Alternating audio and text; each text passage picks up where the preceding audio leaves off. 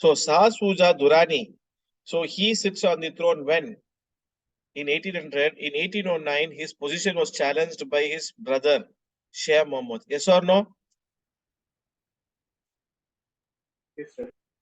Then Shah Muhammad, with the help of Orkazai and the Dost Muhammad, he takes the throne. But later on, Shah Muhammad was kicked out by Dost Muhammad, and Dost Muhammad sat on the Abd Ali's throne.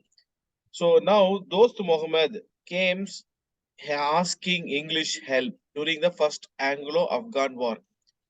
Why? Because people did not like Shah Shuja Durrani coming because he had gone and asked Ranjit Singh's help and British help. So they never wanted Shuja Durrani. So those Muhammad wanted an alliance with the British so that he can take over Peshawar. This Peshawar was in the kingdom of whom? Peshawar. Ranjit Singh. In Ranjit Singh. 1839, which year did Ranjit Singh die? 1839. 1839, sir. 1839. So this first Anglo War was there. So when Afghan War was there, that time it was a fag end of Ranjit Singh. So Peshawar, those Muhammad wanted to take over Peshawar from Ranjit Singh, but the British, they did not want to allow. So Lord Auckland said no. Who rejected the proposal? Lord Lord Auckland. Auckland. So Lord Auckland, he rejected the proposal, and he said, Dost Muhammad, then when he rejected, what did Dost Muhammad went with another European as party? Who was that? Dost Muhammad went with French. So who went with French? Dost Muhammad, he went with alliance. Now, British were little annoyed. So he went and called French. So when French comes, already the Britishers lost French influence in American War of Independence. They lost US. George Washington becomes the founding father of USA. So now Lord Auckland, who rejected the offer with those Muhammad, becomes angry. He sends a marching contingent, a mission, English mission. Who sends? Lord Auckland. And he sends a mission under the leadership of Alexander Burns. Alexander Burns. Are you able to see? Yes, sir. Yes, sir. Alexander Burns. When Alexander Burns goes and meets the Dost Muhammad, and the Afghan chief did not entertain the British. When Alexander Burns was humiliated by Dost Muhammad, now this British get angry. So Auckland did counter strategy. During this events of the war of Anglo-Afghan War 1, which took place from 1839 to 42, Lord Auckland signs a tripartite treaty in prior to this. Tripartite. What do you mean by tripartite treaty? Three parties involved. Three parties involved. Who were involved? Lord Auckland, that is English, then with Shah Shuja Durrani, the ousted emperor, Shah Shuja, the ousted emperor, and Ranjit Singh. So what is this tripartite? Tripartite treaty is with English, ousted or deposed Emperor Shah Shuja Durrani and Ranjit Singh. According to this, Ranjit Singh, all these tri-party English army crossed the territories of Sindh. What did English army do, Rahul? They Sir, I crossed have the one doubt. territory of Sindh. They crossed Sindh. But there is one treaty which Sindh did with the English. What was the treaty? Sir, this is a tripartite between the English and who are the other two partners? Shah Suja Durrani. Can you see I've written? And Yes, sir. Ranjit Singh. So here Earlier, deposed the other two partners. pardon? English deposed the other two partners, that is Shah Shuja and Ranjit Singh. No, there are three partners. English plus Shah Suja Durrani plus Ranjit Singh. All three. Yes, sir. Ah. But the British later like deposed Shah Shuja and Ranjit Singh. No. The English did not depose. Who deposed? Shah Mahmud. Acha, Shah Mahmud is the brother of Shah Suja Durrani. yes. Are you getting? So in Yes, sir, yes. 1800, Shah Suja Durrani became emperor. In 1809, Shah Suja Durrani's brother Shah Muhammad, with the help of the Dost Muhammad, then Barakarzai Sirdas. I told you no, Barakarzai. Yes, sir, yes. Barakarzai Sirdars and Dost Muhammad, he was able to become. And later on, after 15-20 years, Dost Muhammad threw out Shah Muhammad and he became the king of Afghanistan. Ruler of Afghanistan. Yeah. Can you understand Yes, now sir. the treachery? Now So I now got it. Shah Suja Yes, wants sir. to oust Dost Muhammad again sit on the throne. So this is the background. So the English, Dost Muhammad wanted Peshawar, and he said he asked English help. So Dost Muhammad, under the leadership of Auckland, Dost Muhammad sends information, but Auckland did not agree. So when Auckland did not agree, Dost Muhammad goes and makes treaty with French. And understanding the French. politics, Yes, sir. when French and Dost Muhammad came, now Yes, English sir, yes, sir. became little what you call annoyed. So under the leadership of Alexander Burns, the English mission was sent Yes, to sir. Dost Muhammad, but Dost Muhammad humiliated the English mission, particularly Alexander Burns. So Alexander Burns and goes to Auckland and he Yes, sir. complains that he has violated. So when Alexander Burns heard this, so he said, okay, he plays a counter strategy. Now you are playing politics. Let you see British politics. So British went and signed the treaty with Shah Suja Sure. Durrani and Ranjit Singh together. Okay. According to this treaty, what happens? English Yes, sir, army yes, sir. crossed Sindh. But when they crossed Sindh, what was there earlier with Sindh with relationship to with respect to English? What was the relationship? They signed one treaty. What was the treaty? Treaty Treaty of of Friendship. Eternal Friendship. Yes or no? Yes, sir. Yes, sir. So, and later on, this eternal friendship, they amended, they said you should not include French. Yes or no? Yes, sir. Eternal friendship. Yes. Then they said no, you should not. They put conditions. Passport somebody should be having, and nobody can carry arms. Nobody can come and settle, and the rulers of Sindh can control the tariff. Further, they amended in 1820s. They made one more treaty. In that, they said you should exclude even Americas. Yes or no? Yes, sir. And Yes, sir. moreover, they amended the treaty of 1832 friendship. In that, they said what? They prohibited any trade, any people coming in. So the British, when they crossed the Sindh, they violated which treaty?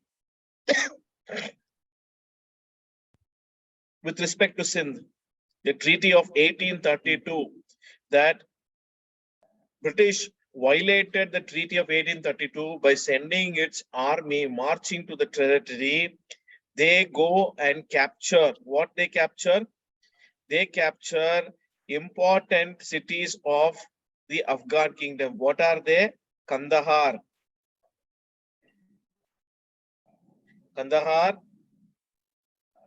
Ghazni, and Kabul. Which all cities were captured by the British? Soumya, Kandahar. Kandahar, Ghazni, and Kabul. Ghazni, and Kabul. Okay. So when Kandahar, Ghazni, and Kabul was captured, now what happens? There is a lot of chaos in the Afghanistan. So the Dost Muhammad was temporarily ousted from power. Now Shah Shuja, as the according to tripartite agreement, Shah Shuja Durrani goes and sits on the throne in Afghanistan. But now politics has changed. People who are there in that this Sirdars, Bangi Sirdars, others, Karzai, Orkazai, Sirdars,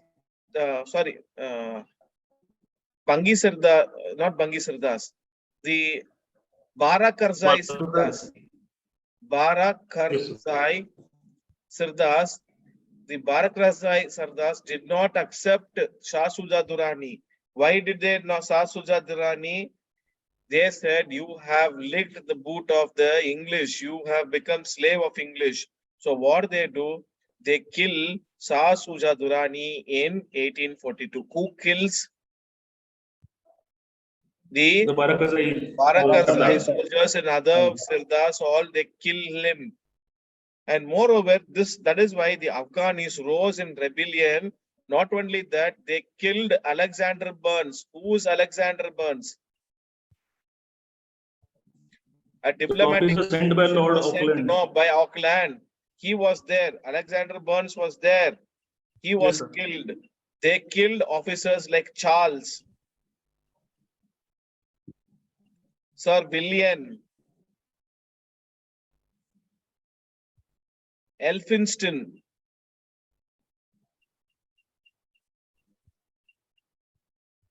So Elphinstone, all were killed. Elphinstone were all killed. Who were killed by the rebels? Alexander Burns, Charles, Sir William, Elphinstone. All these officials were killed. So that means what? English had become hostility. So Afghans got between Russian and the English politics. Auckland wanted to create a buffer state. So Afghan hostility reaches when Shah Shuja goes and sits on the throne. They kill him in 1842 along with Alexander Burns, Sir William, Charles, then Elphinstone were all killed. So the people revolted. So Auckland's policy of annexation got backfired. When British government agents were murdered while discussing the withdrawal, you can see that there was a big, humiliating treaty. So what happened? English had to sign a worst humiliating treaty. English lost with Afghan. Why? They lost Shah Shuja Durrani, their puppet ruler. They lost Alexander Burns. So your voice is breaking, sir. Now? Now it's better, sir. Now it is audible? Yes, sir. Yes. Now it is audible, it is clear? Yes, sir. Yes, sir. Okay. Because I'm using my mobile net, I don't have this one. I'm sitting in my room. Okay. So Shah Shuja Durrani was killed, Alexander Burns was killed, Sir William was killed, Charles was killed, Elphinstone was killed. So Afghan's hostility, Lord Auckland policy backfired. When Lord Auckland policy backfired, English got defeated. So English had to sign a humiliating treaty. What is this humiliating treaty? According to the treaty, that English recognized. Who was recognized? English recognized Dost Muhammad. English recognized Dost Muhammad as Amir or Sultan of Afghanistan. Can you understand that this Afghanistan venture of creating a buffer state, who lost in this first Anglo-Afghan war? The British. Hmm. British. So after the war, a war got over in 1842. And 1843, Lord Ellenborough ordered complete withdrawal of the Afghanistan's from the English contingent from Afghanistan. So second Anglo-Afghan war. The second Anglo-Afghan war takes after 35 years from the first war. So what was the background of this war? So British were still concerned over the Russian influence over Afghanistan. Are you getting me? Yes, sir. So British are still they are very much concerned because the growing Russian influence over Afghanistan was concerned by the British, because British are fearful that if they come run over us in the Indian subcontinent, India will become Russian province. So Britishers, they played politics. What are the politics? Now Sher Ali was the overall leader of the Afghanistan. Who was the leader? Sher Ali. Are you able to see me writing? Yes, sir. So Sher, he was the Afghan chief. Who was Sher Ali? Afghan chief. Afghan chief. The Sher Ali was the Afghan chief. So British, they sent an expedition or a mission. Who sent? Lord Lytton. Lord Lytton, you know, he is known for anti-Indian policies. So Lord Lytton, so he sends a mission. And who were in this mission? There were two important, personalities. So two, who were there? Sir Lewis. Sir Lewis and Sir Neville. What were their names? Sir Lewis and Sir Neville. So Sir Lewis and Sir Neville Chamberlain. His full name is Neville Chamberlain. So Neville Chamberlain were sent. But when they went, English meant this Afghan chief, Sher Ali, he did not receive them. In fact, he threw out this mission headed by Sir Lewis and Sir Neville Chamberlain. Instead, Sher Ali, he invited whom? He received a Russian ambassador, Russian mission.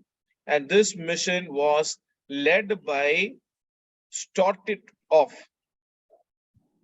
Stolitov. What was the name? Stolitov. Stolitov.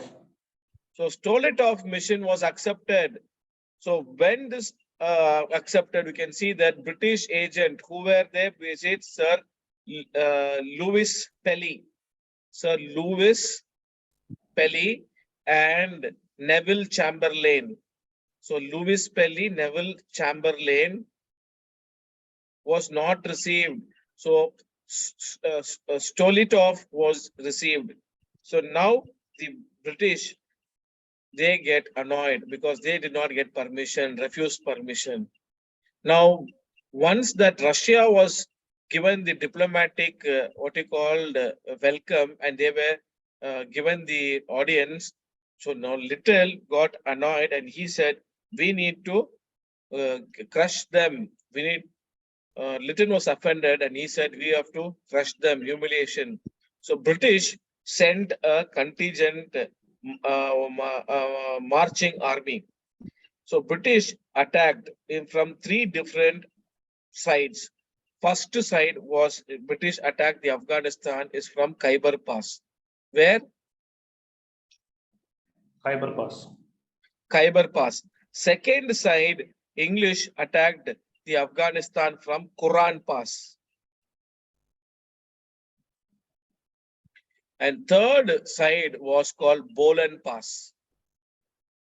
So English mounted a series of attacks against the Afghan from Khyber Pass from Quran Pass and Bolan Pass.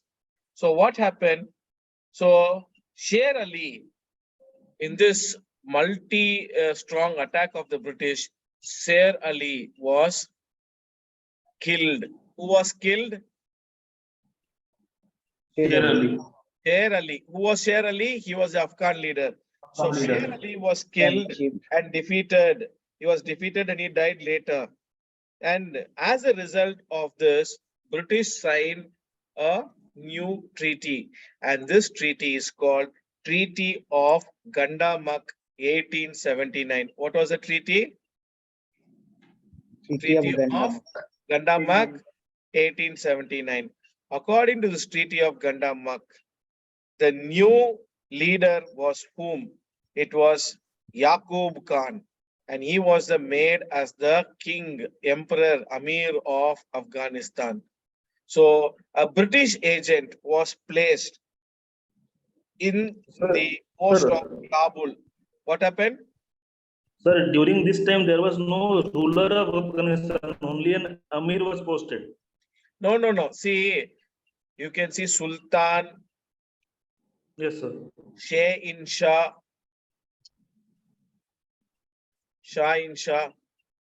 Yes, all sir. these are same.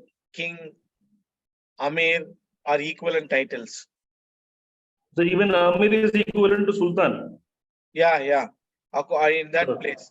So Yaqub Khan takes that because it is the throne of whom? Abd Ali. Yes or no? Yes, sir. Yes. So they make Yaqub Khan as the new ruler of Afghanistan. You can put as ruler. Ruler is equal to Sultan or Amir. Yes, sir. So according to Treaty of Gandamak, Yaqub Khan was made the new Amir. A British agent was he sat on Kabul in that post. And districts Yes, of Kurram, Kurram, Kurram, Pising, and Sibi. These three districts were given permanently to British. So British usurped this Afghan territory.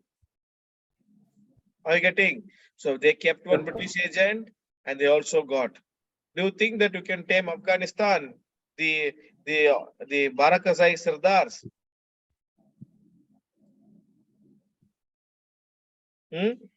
So what was the name of the British agent who sat?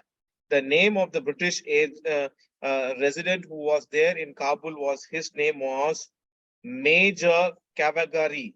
What was his name? Major Kavagari. Major Kavagari. Okay, you got it. So this Major Kavagari was killed. Okay. Army then occupied Kabul, but by the time Yaqub was thrown out, and finally Yaqub had to abdicate. So once the abdication started, you can see that the issue started with Abdur Rahman becomes the new emir. So under whose command army did go, they went and occupied Kabul? It was General Roberts.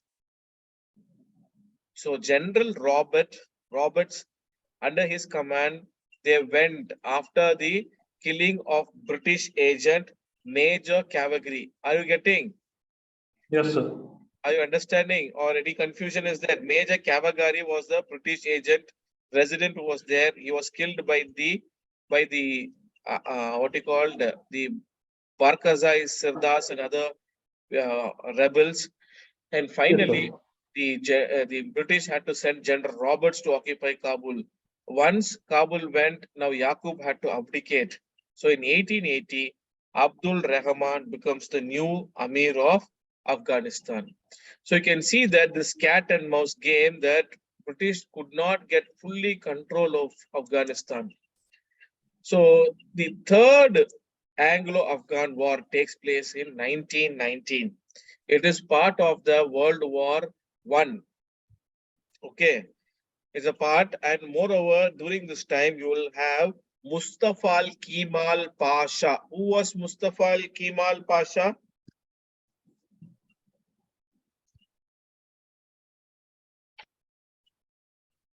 I have mentioned to you.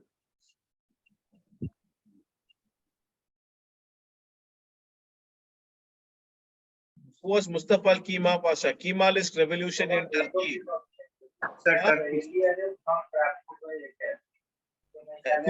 Could you be little louder? The Islamic head, religious head, Caliph. Caliphate. No, he was the general who, with the support of the British, abolished caliphate and they brought what he called republic government. Or do you understand? Caliphate was abolished in the Yes, World sir. War Yes, I. sir. So After this the was Treaty the of Versailles. background when Afghan war took place. Okay, so Anglo-Afghan War 3 takes place in 1919. Amir of Afghanistan, ruler of Afghanistan, was Habibullah Khan. So Habibullah Khan supported Turkey. He supported Turkey. Why? Turkey was under occupation in World War I. Okay, Turkey supported Germany. That is why British attacked its enemy Turkey and Germany. Are you getting? Yes, sir. So now Britain's enemy was Turkey and Britain's enemy was Germany. So Turkey was supporting Germany. So that is why British attacked Turkey in World War I. During that time, Amir. So now Amir Habibullah, Afghanistan, he is supporting Turkey. Okay. So later on, Amir maintained that peace, but he was assassinated or murdered. And when he was murdered, his son Aman Ullah Khan became the new ruler of Afghanistan as the Amir. And he said, I am not under anybody's sovereignty. We want complete independence from the British. So he started this third Anglo-Afghan war. He declared independence from the British. So this war started.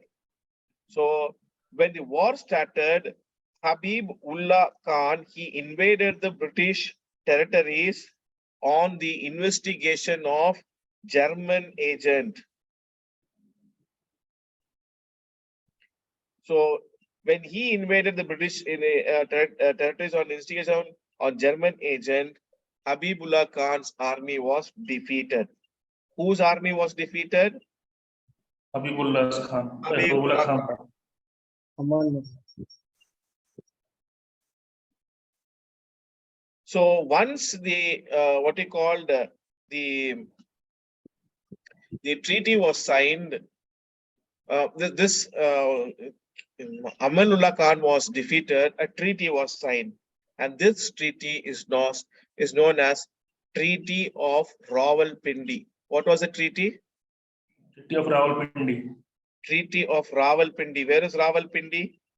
Pakistan. Pakistan. Who is the express? Rawalpindi Express is known as Shoaib Akhtar. Shoaib Akhtar. So keep reminder him. Treaty of Rawalpindi was signed. So German agent on the instigation, now Amanullah Khan goes and he gets defeated. So according to the Treaty of Rawalpindi, the Amirs of Afghanistan are now to pursue their policy within their territory. You can pursue a policy.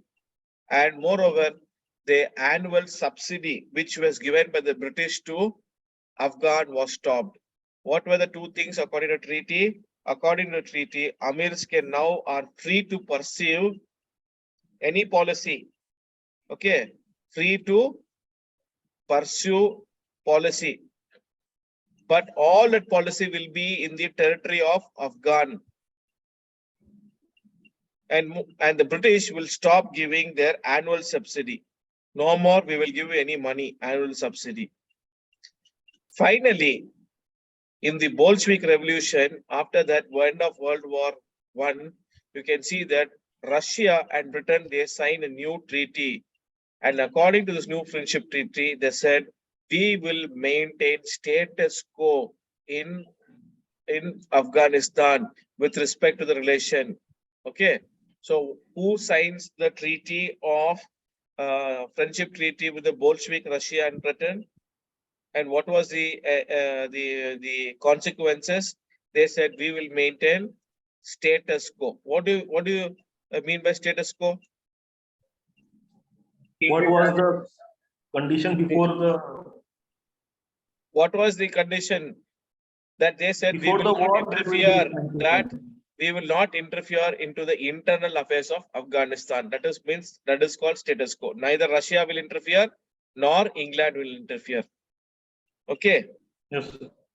Okay. So that is enough for the Anglo Britain wars or Anglo Afghanistan wars. Anglo-Afghan war, sir. Anglo-Afghan wars. So now we go to the Anglo-Nepal relations. So Anglo-Nepal relations.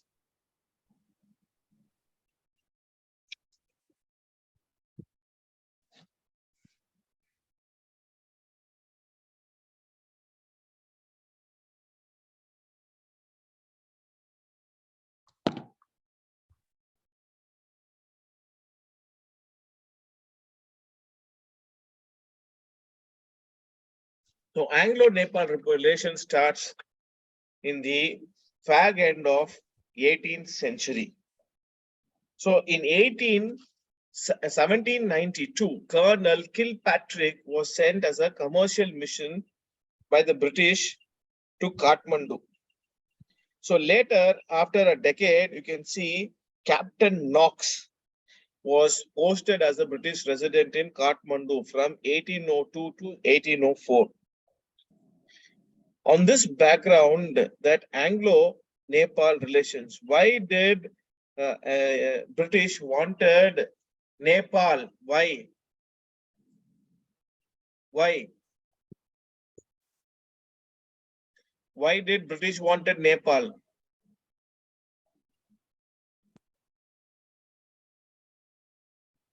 To tame the Gorkhas. Not tame the Gorkhas. They wanted Nepal as a buffer state, and they wanted to engage with Tibet, and through Tibet they wanted to tame China. So they wanted Nepal as the buffer state where they will engage. Are you getting me? Yes, sir. Yes. So buffer state they wanted as Nepal. That is why English, because English has become greedy and greedy. They became aggressive after the Second Carnatic War. Yes or no? They became Yes, sir. aggressive. That is how they went to 1857. Robert Clive plays politics, and 1757 Battle of Plassey. And once that money comes in 1760, they decimate French in Battle of Vandewash. Later in 1764, you can see Battle of Buxar, tripartite treaty between Mir Qasim, Suja Dawla, and Shah Alam II, Hector Munro. Major General Hector Munro deceased. And again, Robert Clive comes and signs two Treaty of Allahabad 1 and 2 Treaty of Allahabad 2. Okay, so they wanted, why they wanted Allahabad? They wanted as Awadh as a buffer state. Similarly, why they wanted Punjab? They wanted Punjab to be a buffer state between the Afghan. And when they captured Punjab, why they wanted buffer state as Afghanistan? They wanted to keep Afghanistan as a buffer state from Russia and other countries. Similarly, British wanted Nepal as a buffer state and also to the entry point to China and Tibet. Tibet through China. Are you getting me? Are you understanding, Subhasri?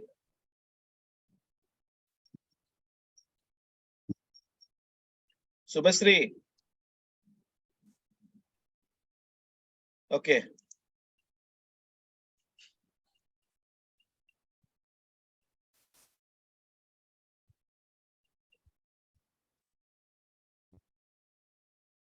So on this background, you will find Anglo-Nepal wars take place.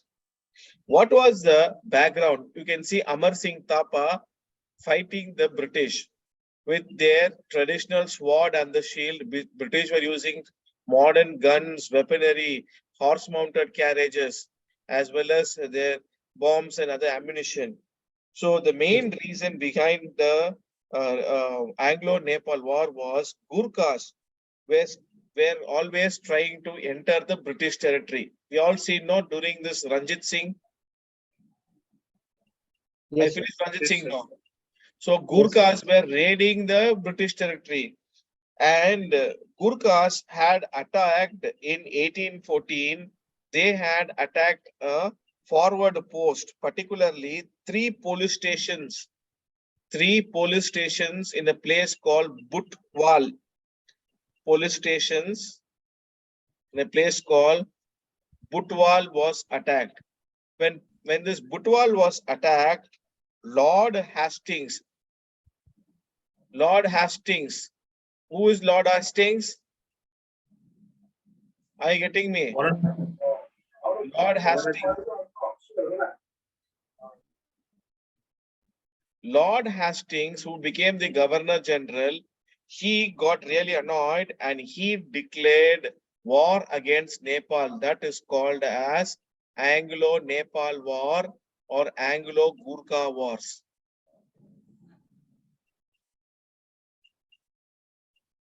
What was the background? The Nepalese Gurkhas, they go and attack three police stations in Butwal. Lord Hastings orders the war on Gurkhas. That was the background. So you can see that the General Gardiner, he goes to the place called Almora, while General Ochterlony goes to the northern part where they defeat Amar Singh Thapa. Where is this Almora and the northern place? You can see in the coming map.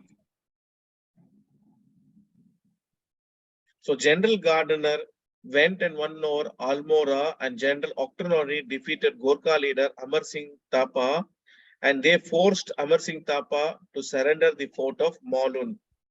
On background of this, Treaty of Saugoli was signed, but Gorkhas did not ratify it. Where is Almora? Where is Almora? Uttarakhand and Himachal. Where is Major General Gardiner? Where is General Ochterlony? Which place? General Ochterlony? Can you see in the map? Where is Amar Singh Thapa? Garhwal. And where is Major General Ochterlony? Left one. Badu. Yeah, Extreme can you left. see this? Maulon, this place. So Major General Ochterlony attacks from one division, and moreover, Major General Gardiner, he also attacks in one more post, and they get Almora, which is somewhere here.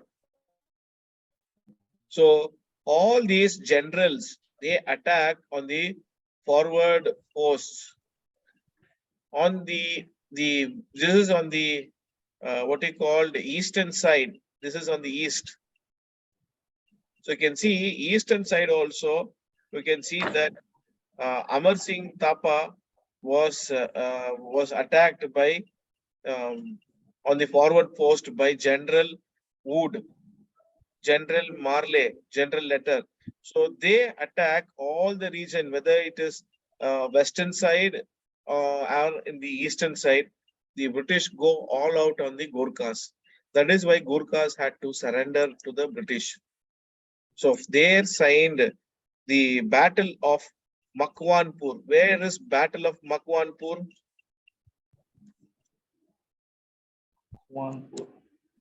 Can you see there the eastern side here? Makwanpur. Major General Marley.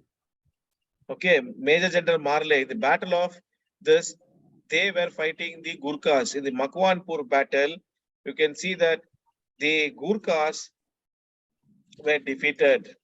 Now, the Treaty of Sagoli, which they had signed in 1815, Treaty of Sagoli in 1815. Now, after the defeat of Battle of Makwanpur, they ratify in 1816. According to this, the treaty was accepted by Gorkhas. Now, Gorkhas gave important hill stations, all were acquired by the British. What were the hill stations? From the Gurkhas, British got Shimla, which later became summer capital of British India. They got Mussoorie. Where is Mussoorie? Uttarakhand, sir. Uttarakhand. What is there in Mussoorie? Lavasna. Labasna. They got Nainital. They got Almora. They got Raniket. Who got all these places? British. The British. Okay. So battle between Nepal and Anglos were called as Gurkha Wars. Okay. If you can remember, this information is more than enough. So we can see that 1815, when the Treaty of Sagoli was signed, Gurkhas did not ratify. So second campaign against Gurkhas was done in 1816. This time, General Oktraloni defeated the Gurkhas in the Battle of Makwanpur.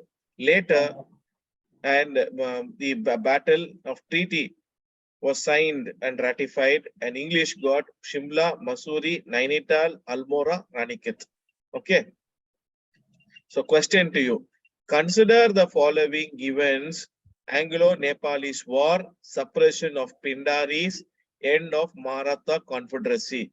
The above events occurred under whose governor generalship? So you can see end of Maratha Confederacy, which year? 1818. 1818. End of Pindaris by whom? By 1817, the Dakus, everybody were closed. Anglo-Nepalese War, which year? 1816. Yes or no? Yes, sir. Yes. So who was the person? So Lord Hastings. Hastings. Hastings. You're sure, Lord Hastings? Yes, sir. Yes. Huh? Yes, sir. Yes. Yes, sir. You, Shiburam, Yes, sir. Hastings. Subhasri? Yes, sir. So Lord Hastings is correct. Lord Hastings came to India as Governor General from 1813. So in 1813, he expanded the aggressive imperialistic. So when he went aggressive, he also further the Lord Wellesley SAS policy, subservience policy, and he paid for the territorial expansion of British Empire. So he took three important actions which established British paramountcy or British colonialism in India. What are they? That is Anglo-Nepalese War is called as Gurkha Wars from 1814 to 1816. Yes or no? And suppression of Pindaris was done by 1817. And finally, the end of Marathas, the 1818, when Peshwaship was abolished, Peshwa Baji Rao II was sent to Bittur in Kanpur. Yes or no? Yes, sir. Yes, sir. Okay, so now we come to Anglo-Burmese Wars. So once Nepal comes under their control, what is in the eastern side? Already Bangladesh, entire territory is there. Now what is remaining? Burma, Rangoon. Rangoon. So now Britishers, they became more ambitious. So they want to create a buffer zone between and moreover, they also wanted the Burma to become under their British territory. So English had the intention of exploiting Burma commercially. What was the agenda British had? they want to exploit the Burma commercially. And with this, they want to do acquisition of political power. So that is why who initiates politics? Who initiates? It was the English who wanted this territory of Burma. They initiate an acquisition to political power with the Burma. They came in conflict. So the background of Anglo-Burmese war was the ambition of English. Yes or no? Yes, sir. Yes, sir. Ambition of English.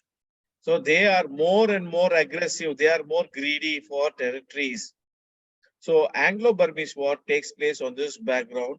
Lord Amherst, he declared war on Burma, and in Burma, it was controlled by their able general Mahabundula. Who was that Mahabundula? He was the Burmese general. During this, Burmese general was defeated. Later, Burmese general Mahabundula was killed in the Battle of Donaben. Who was killed in the Battle of Donaben? Saurav? Mahabundula or Bundula. He was defeated and killed. So once he was defeated and killed, Burmese had to succumb to the pressure of British. So Burmese leadership had to sign a treaty called Treaty of Endabu in 1826. And this treaty, according to this, they accepted SAS. That means the British resident was stationed at Burmese capital. Can you see that? Yes, sir. So British resident, when he is placed, will this British resident simply sit quiet there? He will also start to do politics. So second Anglo-Burmese war takes place after 25 years later. The main reason for this second Anglo-Burmese war was English merchants who were settled in Burma were oppressed by whom? British. Oppressed by the operation of English merchants settled in Burma by Burmese officials. Burmese officials oppressed English merchants at Rangoon. So now Lord Dalhousie, on the pretext of this oppression, he declares Second Anglo-Burmese War. And through this he was searching for a reason. What was the reason now? English officials were very much oppressed, threatened. So Lord Dalhousie uses this. You know, not Dalhousie, hook or crook. What Dalhousie did to 1856 for this one, for Awadh? On the What pretext reason of he The, maladministration. maladministration. misadministration? They said, do you require Dalhousie requires any what reason? Sir? Dalhousie does not require any reason. Hook or crook he'll take. So when English merchants were oppressed, he used this as a reason. He declared Second War, Anglo-Burmese War 2. Marta Ben, Rangoon, Prome, Pegu, all were annexed to British.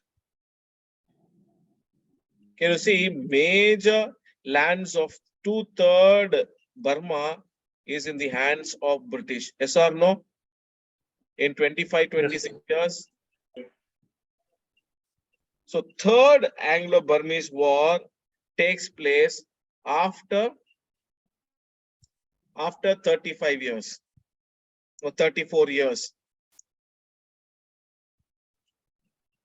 So in 1886, you can see that French wanted to have some relation with the Burmese. So French officials, they come and meet Burmese king Tiba. What was the Burmese king? Tiba. So Tiba allowed French people to trade and he gave some concessions.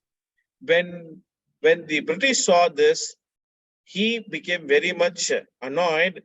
So, and imposed fine on English company and arrested English officials in retaliation because French played the politics. French did not like English having their hold in Burma. So they played politics. King Tiba allowed trade to French and later Burmese King Tiba put a fine on English company and arrested officials. So now Lord Dufferin, now he got annoyed and he said, "How can you touch our officials?" So Lord Dufferin sends an army, marching contingent army, and Burma was occupied with the capital city Mandalay.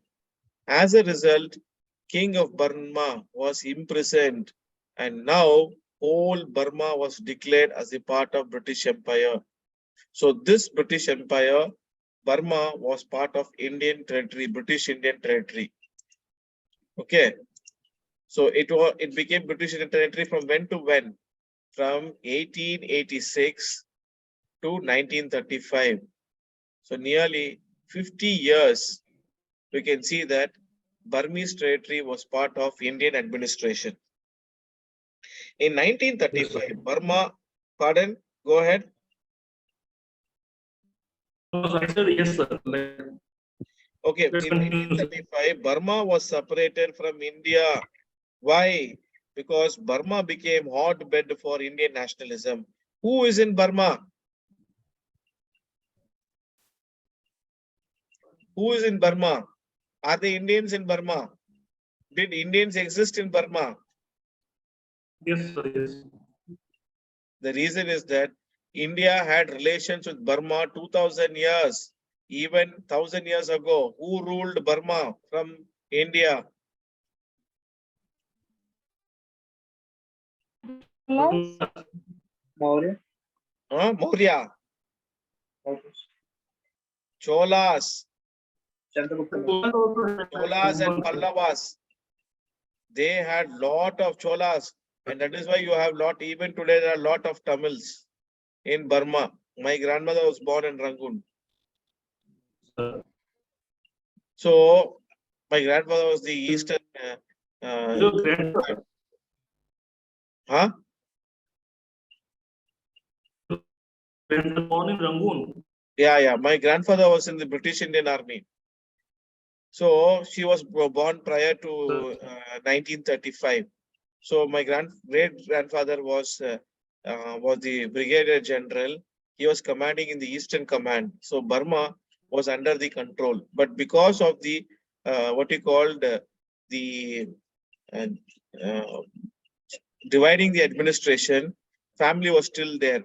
But in 1940 bombings in Japanese, that time they had to run away, leaving all things, all their palatial bungalows and everything. So British administration had the control of entire Burma. But when Indians and other Indian origin people in Burma started to support the Indian national movement, Congress got tremendous support in the Indian freedom movement. Now British became very much annoyed because Burma is a very big territory. Even if Burma goes, entire people join, then that means then they cannot control everything. So to break the Indian nationalism in 1935, they divided Burma from Indian administration. Not only that, Aden also was there, Indian administration. They divided Aden also, and Government of India Act 1935 was later passed. So Burma reached the new height under the leadership of Aung, and finally Burma got independence 1 year later, almost 6 to 7 months later, in 1848, 4th January, Burma became independent of British. Okay, so this is enough for Anglo-Burma wars. So Anglo-Tibet. So relationship with Anglos with the Tibet. So Anglo, they wanted to have Tibet. Why they wanted to have Tibet? They wanted to enter China. Yeah, they wanted to intrude into China, and also directly they don't want to do trade via ships through Malacca Strait and other strait and go to South China Sea and enter China. They want to have a direct land route, which is more easy for them. So for that, which was their bone of contention, Nepal was there. Now Nepal became buffer state. Now British want to enter Tibet. So Tibet was an autonomous state. It situated beyond Himalayas. And this Tibet is a theocratic state. What do you mean by theocratic state? Religious states. It is a religious state. Administration. That means the entire administration is the control of the Buddhist monks, the rulers, their lamas. So their supreme leader is both religious and temporal head, Dalai Lama. So Dalai Lama is the supreme head of both spiritual as well as their temporal head. So Dalai Lama was the head and they happened to be their supreme religious leader. So Warren Hastings was the first person to send a commercial mission under George Bogie to Toast Lama in 1774-75. Later, Tibetans came and they were also warrior clan. They came and invaded Sikkim in 1887, but they were thrown out or repulsed from Sikkim in 1887. After that, in 1890, British and Tibet had to settle down and they said Sikkim will be the boundary between Tibet and British India. In the 20th century, Lord Curzon sends a mission under the leader Colonel Young Husband. So Colonel Young Husband was sent under the leadership of Lord Curzon in 1905 to Tibet. And now when they go and meet, Tibetan leaders did not give any what you called any audience. So when they did not give audience, the Curzon asks young husband to go and siege. So what happened? The Tibetans had to sign, they were forced to sign a treaty. And because of this treaty, you can see that Anglos were able to do favorable business. So this is enough for Anglo-Tibet relations.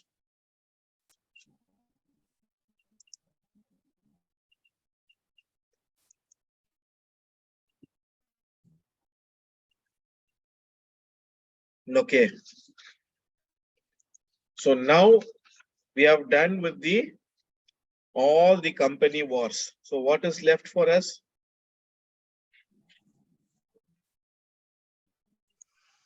So the annexation of kingdoms within India. Pardon? Like, annexation of certain kingdoms within India, like Jhansi. That will come in peasant wars. Okay. Tribal and peasant revolt. That is separate. Sir. Okay. We will do that. Okay, Don't sir. worry. Yes. I'll do as a separate, what you called this one. Okay. Topic.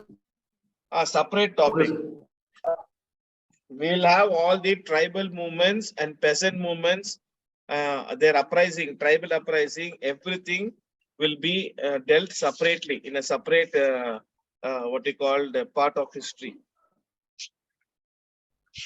Okay, Revolt of 1857. So, Revolt of 1857, it happened just like that. It had some, what you called, certain background issues. Did a revolt of 1857 just triggered just like that, or it had any causes which had bearing on Indians, which had a tradition, which had a history that led to 1857, or just it came just like that? It had also a series of Yes. to come.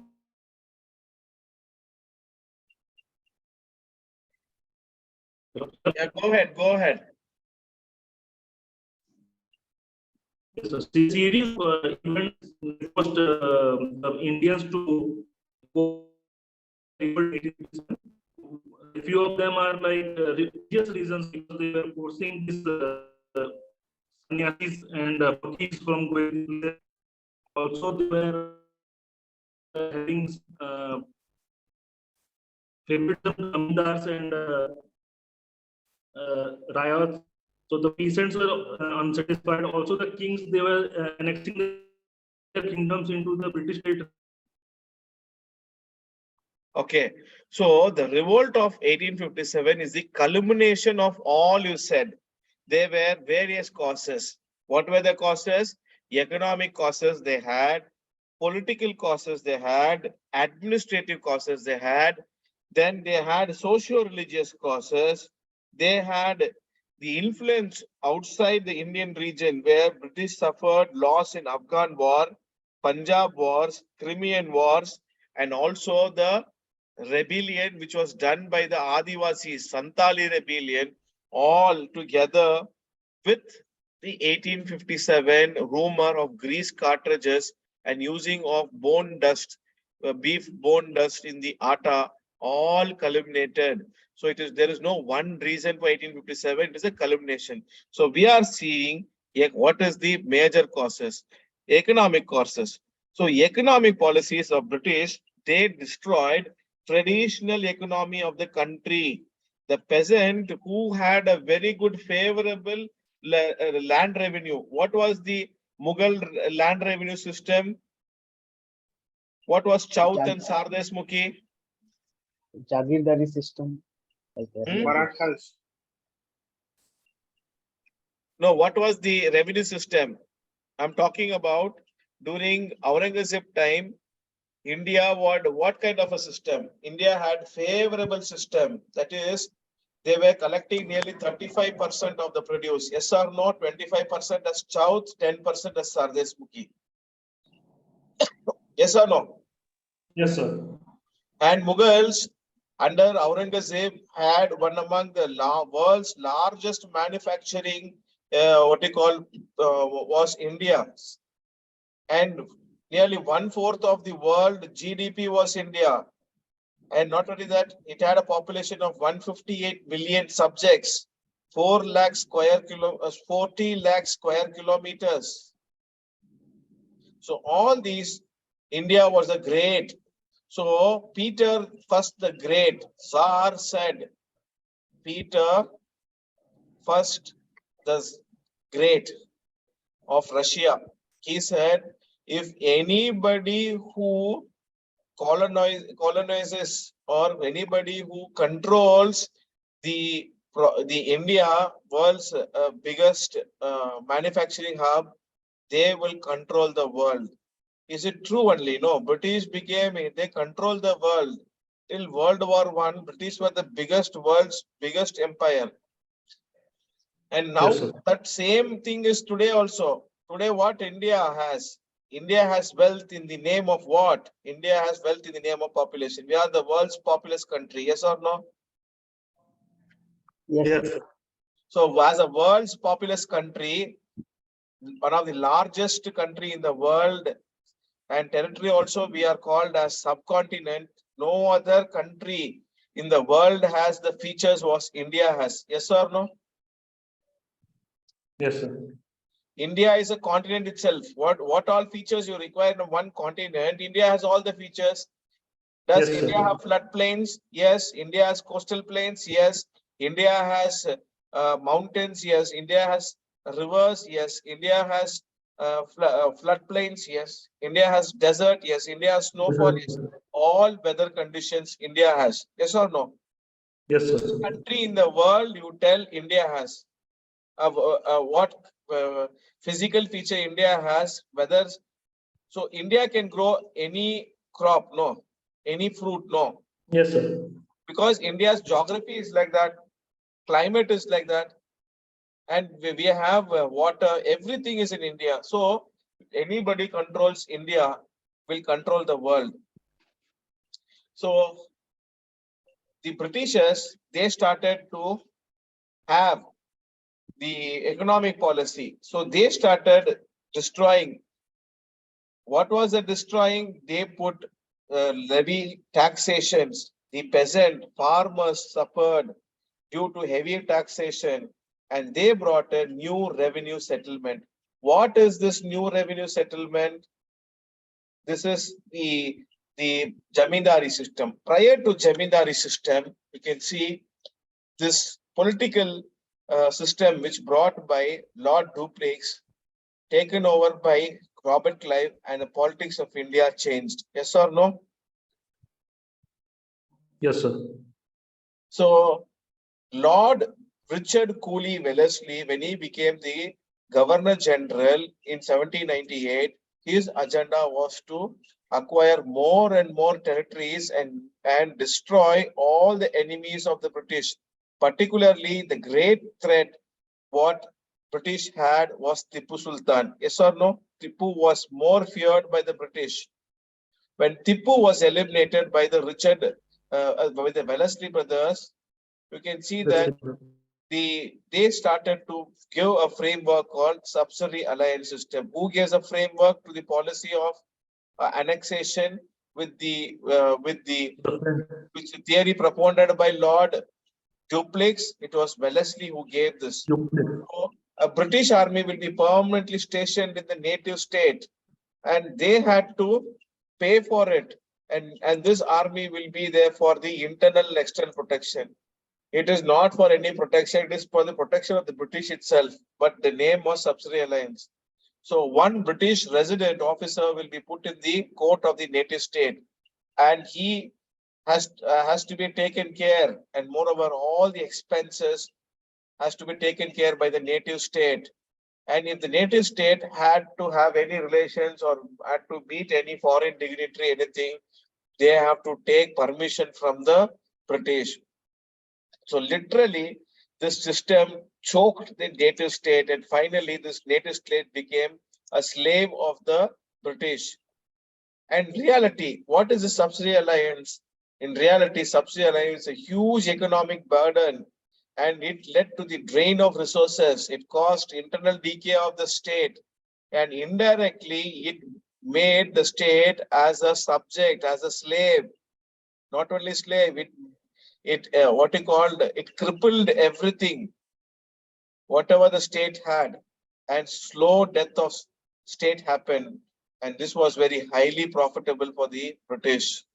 Who were the people who accepted? First among state accept was Hyderabad, and it was Bengal, Awadh, Carnatic, Travancore, then Mysore after death of Tipu, then finally it was Sindh, Marathas, Sikh, all were given. Then Nepal, then Anglo and Afghan, then they finally put it in Burma. Yes or no? Yes, So sir. you can see slowly one by one, all the kingdoms, empire, everything comes under the control of the British subsidiary alliance system. So this British subsidiary alliance system was a major cause how British unceremoniously threw out the rulers, and with politics they usurp the land. So when Lord Hastings comes, who succeeds the Wellesley in after a decade, you can see he becomes more aggressive. So he had this idea subsidy, somewhere it was dignified, and where it can treat British and the state as equal, but in paramountcy, British will be the supreme and state will be subordinate. So the state will be subordinate subjects. Which are the major subjects which became subordinate to British? Example where Nepal, Sikh, Marathas, all they became subjects in the paramountcy. At the frontiers, the eastern frontier, western frontier. So it was a two frontier attack that Britishers wanted to do. One frontier is the northern frontier. Lord Ellenborough wanted to annex Sindh and make as a part of British India. Henry Harding started the Sikh Wars and he annexed cis-settled states, which Punjab was there. He made a part of British India. In the eastern frontier, you can see that Lord Amherst fought the first Anglo-Burma War. Then when William Bentinck When he came as the Governor General, he annexed the autonomous region of Kachar, which is there in southern Assam, and Coorg, which is near to Mysore state, he annexed. So all these things put British in a very paramount position. They became the leader of the subcontinent. So Lord Dalhousie political policy, he took further one step. He went away from Wellesley, he went further from Hastings. He brought two things: policy of annexation and doctrine of lapse. According to doctrine of lapse, if a ruler dies without a heir, the company will take over. Which were the major states? Satara, Jhansi, Sambalpur, Nagpur, all were there. And if any region, if what you called not functioning properly in the name of misgovernance, first state to annex was Awadh in 1856. And this annexation of Awadh in the name of misgovernance was the cause of people's hatred towards the British. And that was seen in the 1857 revolt in the northern India. So subsidy alliance system, you can see Lord Wellesley from 1798 to 1805. Paramountcy, Lord Hastings from 1813 to 1820. And Dalhousie brought two doctrines: doctrine of annexation through misgovernance and doctrine of lapse from 1848 to 1856. All of these political and economic policies, coupled with administrative causes, socio-religious causes, events which happened during that time, led to the revolt of 1857.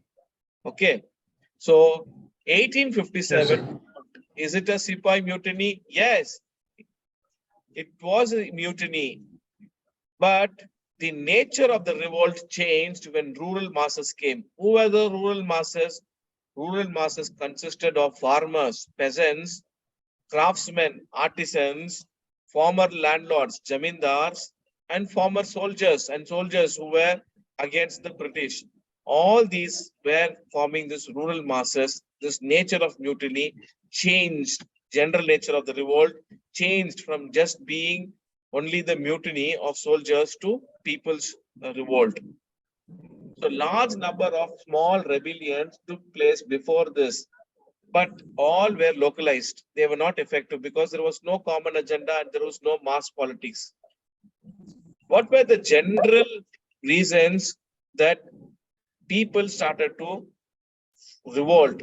The economic policies of the British affected artisan, craftsmen, priests. Who are priests? so the Brahmins and the Puranas. Yeah, the Brahmin Purohitas were affected. Peasant, farmers were affected. Soldiers were affected by the economic policies of the British. So land revenue policy was very much meddled.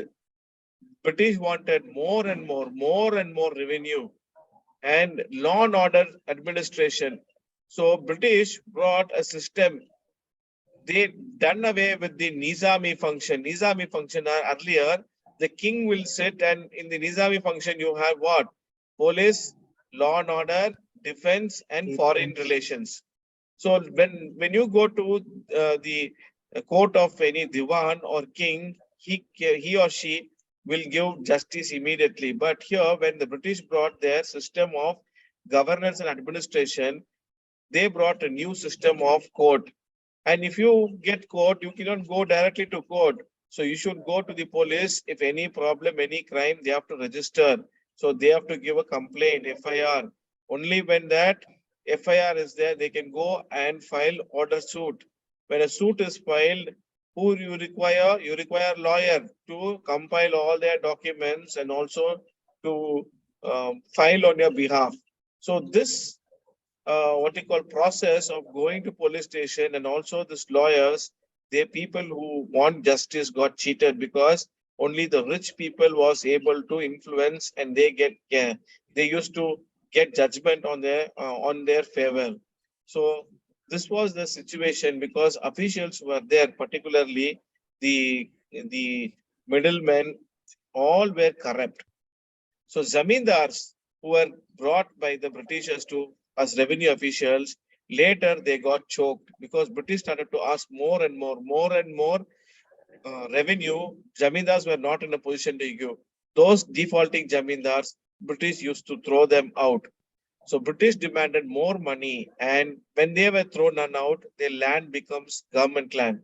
So government will auction, and they will place this lands in the control of that highest bidder and get that money. So British got profitable in in evicting people large tracts of land, and they ripped off the jamindari rights. All these things coupled with the middle class, upper class people, purohitas, the Brahmins, they never got any administrative job. Why? These Brahmins or upper caste people, they got an opportunity to go abroad and study in places like London, in Finland, or in Americas, or in Australia, New Zealand. They got the opportunity. So only when they went the opportunity, their eyes were open how Britishers have developed the institutions in all these places outside. And Indians thought that Britishers also will help them to evolve such institutions. But after that, they found that Britishers was not hiring them. So all their education, it was under question mark. So these intelligentsia class, middle class, upper class becomes the first leaders of the Indian national movement. So the basic features of the revolt of 1857. 1857 was a armed and violent rebellion under the central and northern India. British also had counter. British also started to do violence, counter violence to curtail people and put fear on the people. So they started burning native villages, and they used they used to call all people in a common place, and cannonballs was blown in them, and many people died, and many people were so badly died that they were blown into pieces. And those people who resist, yes, go ahead. Rahul, please go ahead. Any issue? No, sir. So people used to be chopped into pieces or publicly executed. And when they did this, people also retaliated. They also killed the British women. They also killed British children, British officials. So it became a chaos. Both government is killing the people are killing government and British officials. So there was lot of problem, and there was lot of hatred in the atmosphere. So because of this, 1857, the company rule entered the company rule. Crown took over the control directly.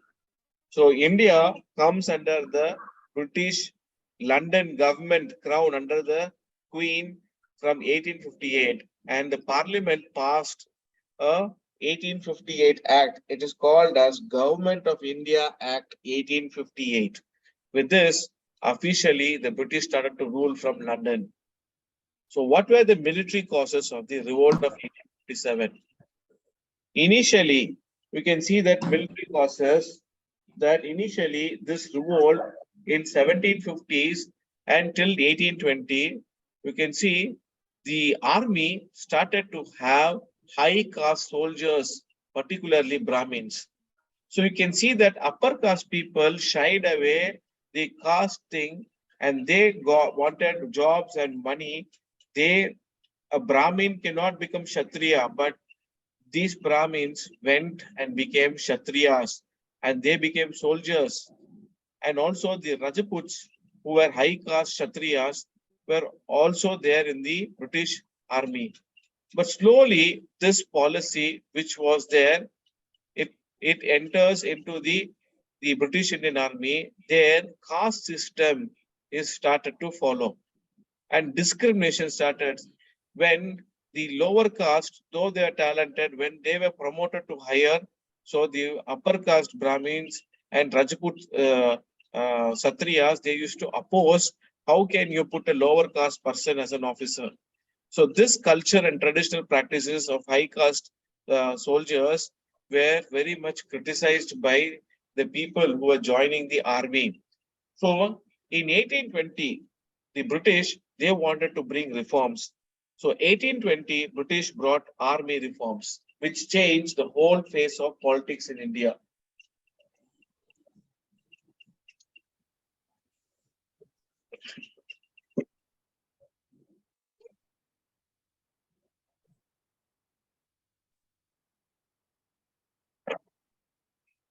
1820s and 1830s, the army reforms were responsible for these issues which plagued the. Yeah, go ahead.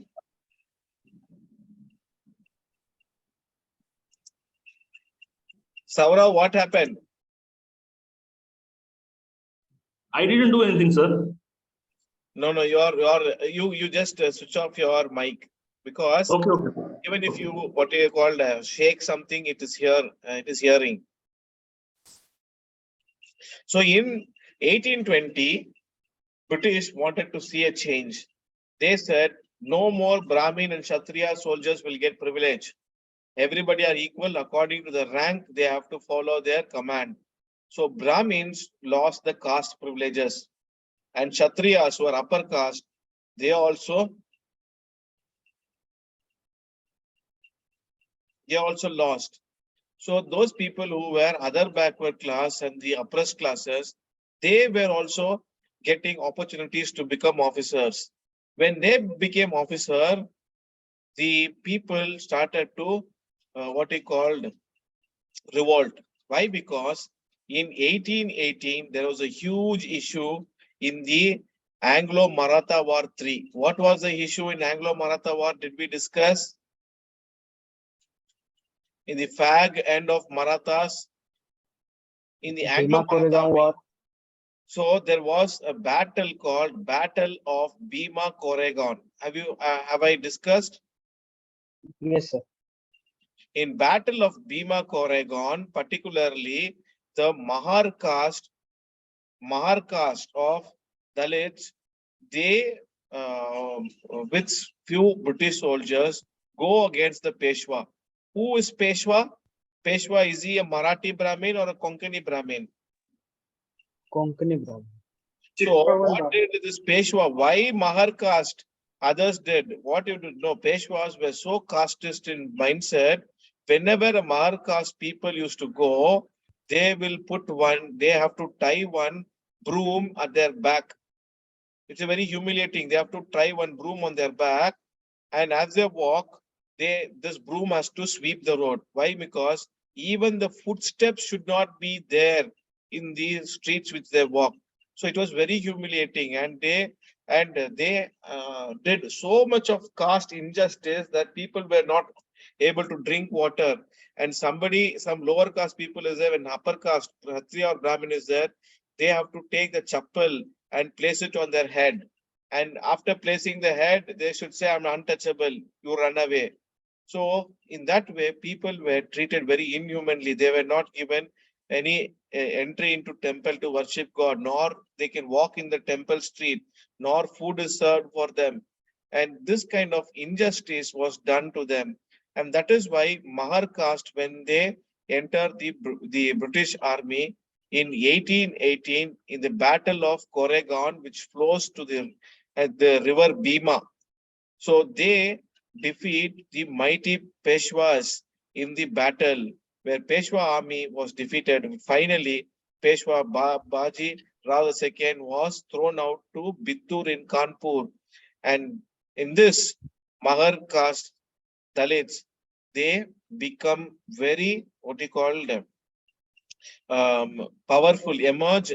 This defeat of Brahmins in the hands of British and Dalits, and with the help of British, they take it as a assertion, Dalit assertion. So this was commemorated when British elected a obelisk, or a big, huge what you called Jaya Stamba. Did I do this? Yes, sir. In 1918. Yes, sir. Yes. Jaya Stamba or Vijay Stamba. So Ambedkar goes in 1926 from on January 1st onwards. So that January 1st onwards, it became a commemoration of this victory of Dalit over the Britishers, Dalit assertion. And in 1818, it became bicentenary celebration. RSS planned a huge, what he called violence. Many people died, and that took a very political color tone. Okay, so you can see that 1820s, when people started, British also understood that we should also include every community. So now Dalits were also getting good position. Why? Dalits or untouchables were getting because of their support in the Anglo-Maratha War. So now the the caste privileges were over. Everybody has to work. So those able, untouchable people who were in army, when they got ranks and they ranked higher in some places where Brahmins were also there, the Brahmins did not like because of the universalization of army and the reforms made with rank and pension and salary. The the the high caste people did not want any personnel to get more salary or equivalent salary to them. They wanted for the same work, they wanted low caste people to get paid. So this was broken down through army reforms. British brought greater, tighter control through this universalization of army. So this army reforms it was the setback on the background of the revolt of 1857. Soldiers, when army were started to put more and more conditions, now there was a fear in the mind of British, the soldiers, that British want to convert them to Christianity. So there was a rumor that the new Enfield rifle is greased with cartridges, and if in order to use this Enfield rifle, you have to buy that cartridge and load that in your Enfield rifle and shoot it. So this cartridge used the lubricant as the grease of cow and pig. But this was a rumor because practically you cannot have the greased cartridges at a particular temperature. So in that time itself, crude oil was found, and crude oil extraction of diesel, petrol, everything was done prior to that only. So the final part of extraction in crude oil was the wax and other engine oils. So they can use this as a grease. Wax was there and it was Enfield. But this was a rumor which is now till now, it is a rumor only. They don't have any documentary evidence. So this greased cartridges became war. And when somebody informed that greased cartridges were used, this became a huge uproar. Why? Because according to the upper caste Brahminical tradition, cow is a sacred, and they cannot touch the meat or the any of the parts which is related to cow, and it is very disgusting for them. And similarly, Islamic people, they don't like pig because it is haram, it is not prohibited in Islam. So in this way, this rumor fueled tensions, and this rumor led to the revolt. It was the immediate cause which triggered. So starting point of this rumor started in a place called Dum Dum in Calcutta. Where is Dum Dum? Can you see here this marked point, Dum Dum? It is near to Calcutta. Saurao, are you there? Yes, sir. Okay, Dum Dum is in this place. So after the rumor, they totally stopped the production, saying that this will become a great problem. But still, the people believe that Britishers did not stop. They are using the same rifle, and they are giving. So this was in alive because the mutual mistrust the Indian soldiers had, and also the fueled the upper caste Brahmin Kshatriya soldiers who were there. They were enraged by the dominance of the lower caste people inside the army. So 29th March 1857, Mangal Pandey, he was from the upper caste. He was a Brahmana. Pandey means what? Brahmin, sir. What? In caste system, Pandey means what? Brahmin, sir. Brahmin. Brahmin. What Brahmin? How many Vedas he knows? That I Pandey don't know. knows 4 Vedas. Okay. Chaturvedi knows 4 Vedas. Yes or no? Chatur means Yes, what? sir. Yes. 4 Vedas. 4. Trivedi means what? Two Vedas. 2 Only Vedas. 2 Vedas. Correct? No. Trivedi means what? Yes, sir. Trivedi 3 means Vedas. only 3 Vedas. Like that, you have Mishra, Shukla, all those things. Okay. So Pandey knows sir. 4 Vedas. He means he is a high caste, upper high class Brahmin who knows 4 Vedas. So now can you see that here Brahmins are donning the role of Kshatriyas also, which is uncommon. Yes or no? In Indian history, this is because of the Chitpavan Brahmins who ruled, the Konkana Brahmins who ruled as Peshwas in the Maratha polity, who encompassed. So they brought many Brahminical class.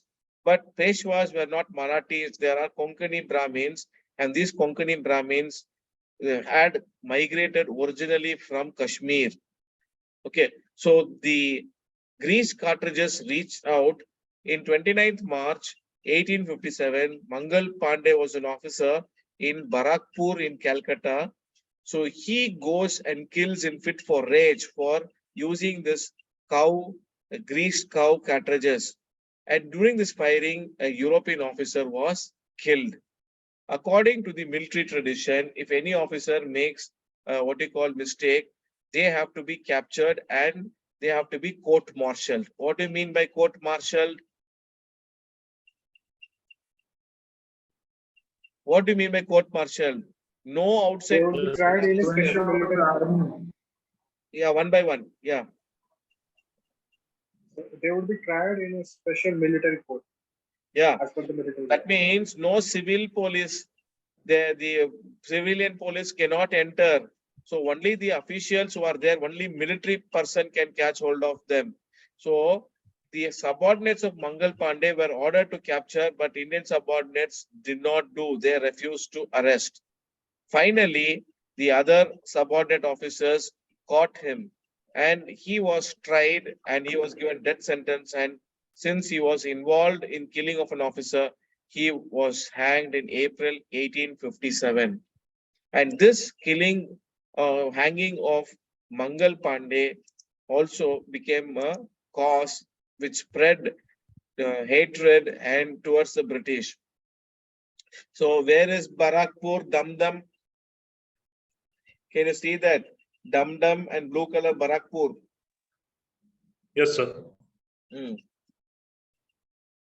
So slowly from Bengal, the Barakpur Dum Dum, it goes into the western side of West Bengal into the erstwhile Patna, and from Azamgarh, and it goes to Allahabad, it goes to Lucknow, Kanpur, and it spreads to Etawah, Gwalior, Jhansi, and from there it goes to Moradabad, Bareilly, and Delhi, and this communication goes on, and revolt starts and spreads to different. But it started from Dum Dum, it went to Barakpur, and went to other parts of the Bengal in the western side, and goes to Patna.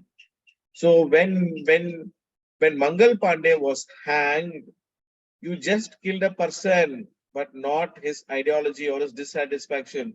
So Mangal Pandey's dissatisfaction among the soldiers did not die with Mangal Pandey alone. It spread to others.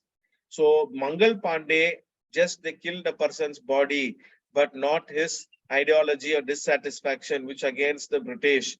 So this discontent spread It spread from Barakpur. It went to Patna. From Patna, it came to Allahabad. From Allahabad, it was spread to Lucknow, and from Lucknow, it came to Meerut. It came to Delhi. It went to Ambala in Punjab. It spread like a wildfire. This discontent. So, start of the revolt officially it came in 10th May 1857. It started in Meerut. So, where is Meerut?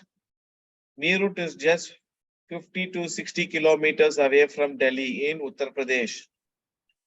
Okay, so can you see that from Dum Dum, Calcutta, Barakpur, it goes to Patna, Array. From there, it goes to Banaras, Allahabad. It goes to Kanpur, Lucknow, Bareilly, Meerut, and Delhi. From Kanpur, it spreads to Gwalior and Jhansi also. So can you see the communication line or the spread of revolt? Yes, sir. Okay, Yes, so sir. mostly this revolt is just a North Indian Awadhi province revolt. So, so the revolt did not go to other parts where you can see other parts of Bengal was peaceful. South India, peninsular India was totally peaceful. Punjab was peaceful.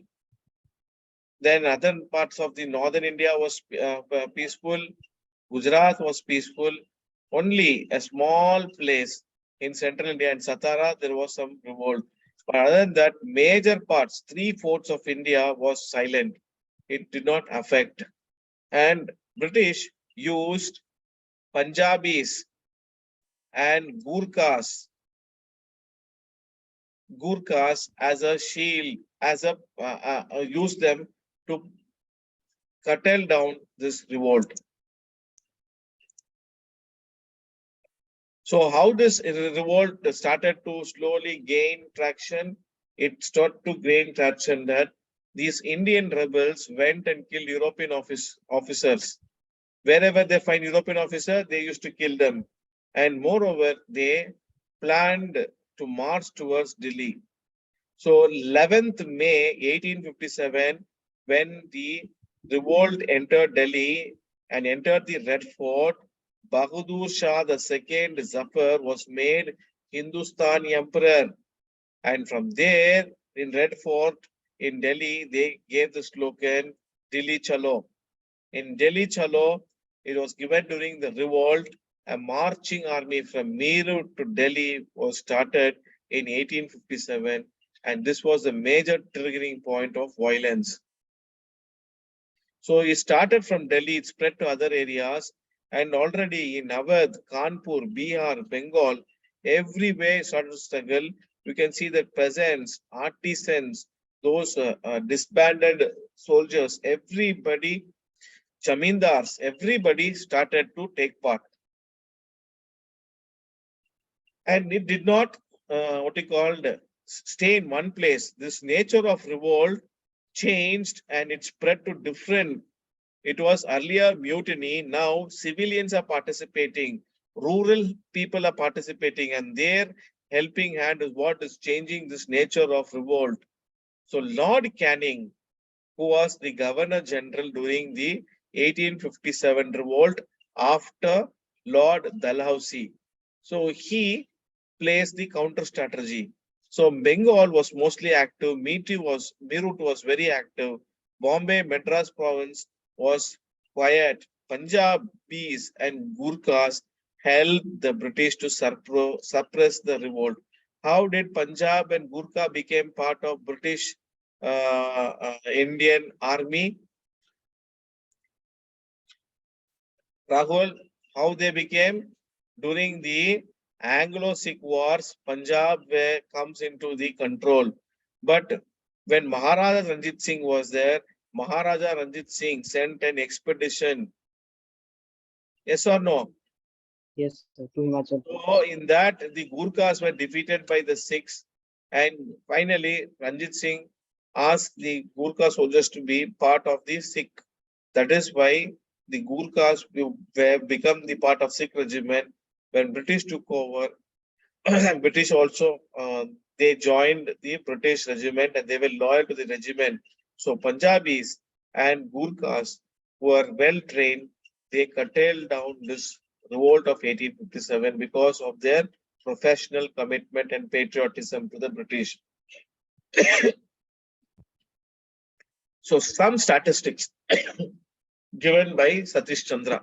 What was the statistics given by Satish Chandra?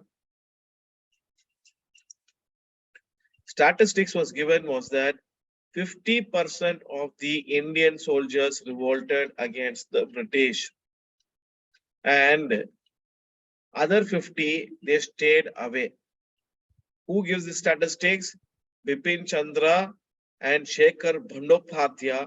They say only 15% soldiers were revolted and they stayed away. 50% stayed away from the British. Any revolt. Bengal was mostly active. Why? Because Bengal province had the maximum Indian soldiers and other regiments had mixed soldiers. They were from both British and they were from other regiments. But in Bengal, it had largest monogamous community called Hindu community soldiers were more. So that is why it was able to spread this discontent very easily from one place to other place in the same Bengal province. So soldiers of Bengal, we can see that they were Indians and that too high caste Brahmins who yielded that power because of the caste predominance.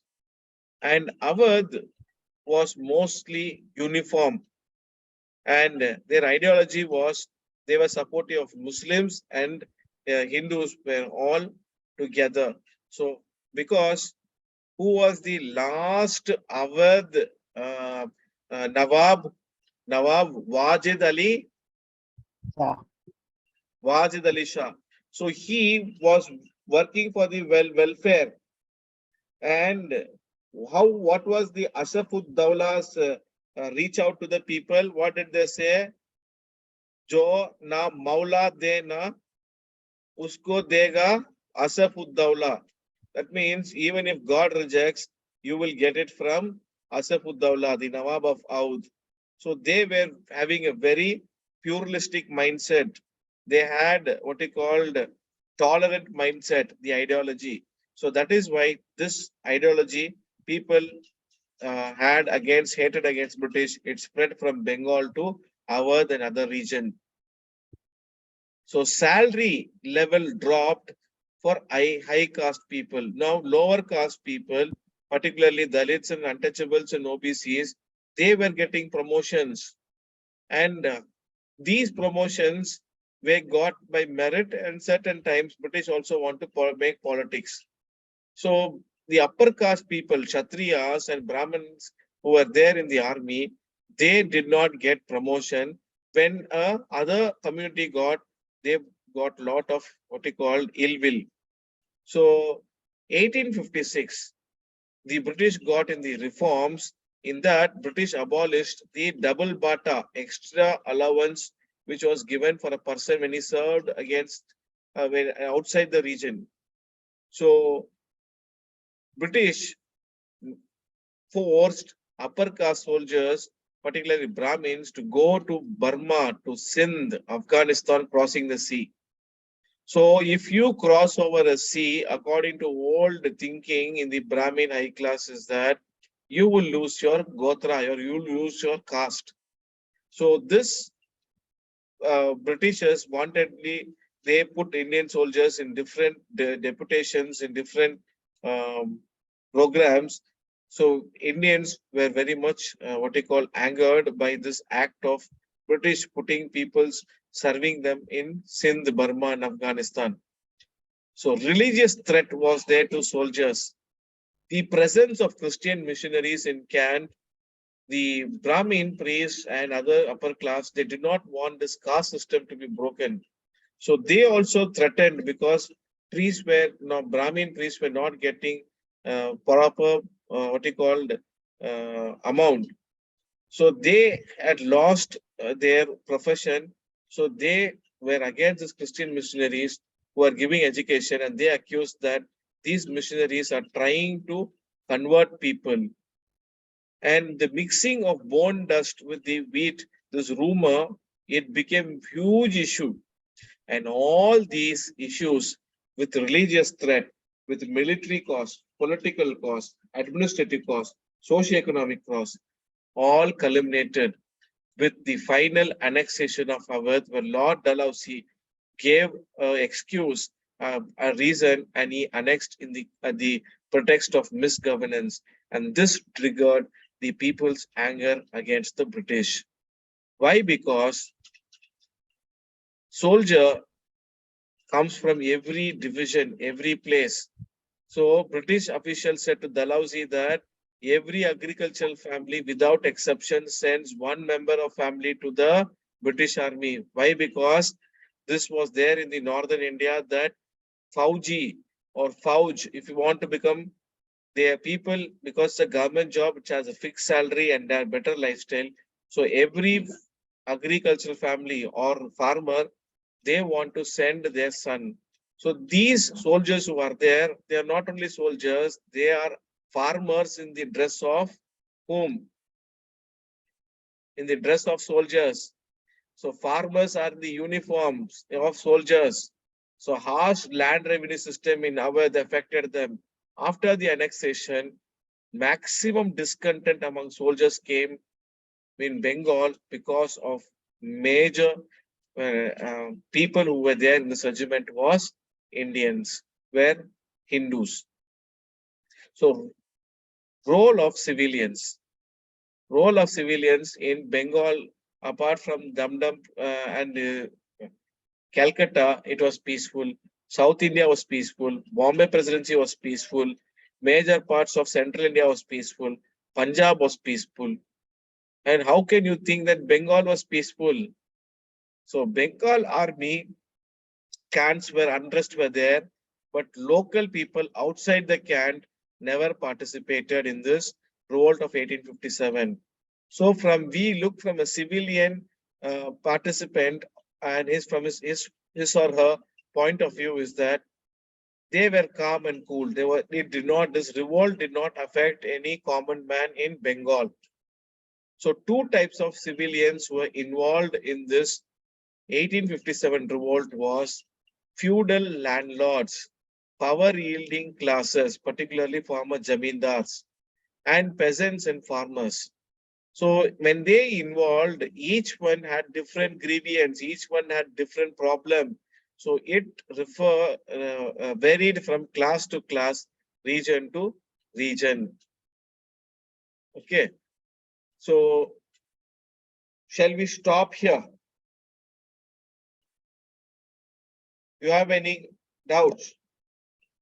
Tomorrow we'll see the economic cost and also we will see the administrative cost, social religious cost. Tomorrow we'll see. Okay, sir. Okay.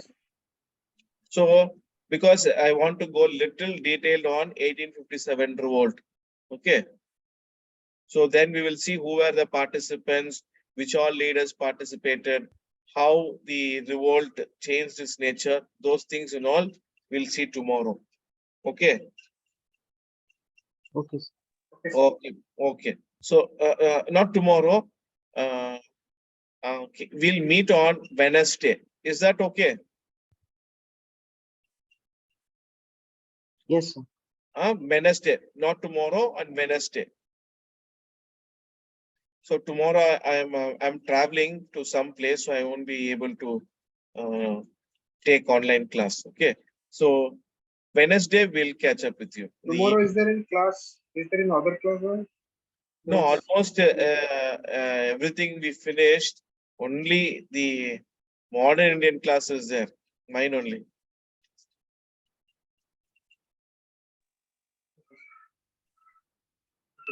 Okay.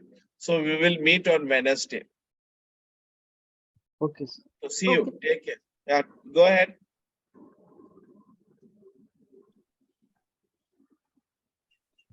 What happened, Shiburam? I said okay. Okay, okay. See you then. Okay. Thank you then. Okay. Bye. Bye. Good night. Thank you, sir. Welcome. Thank you, sir.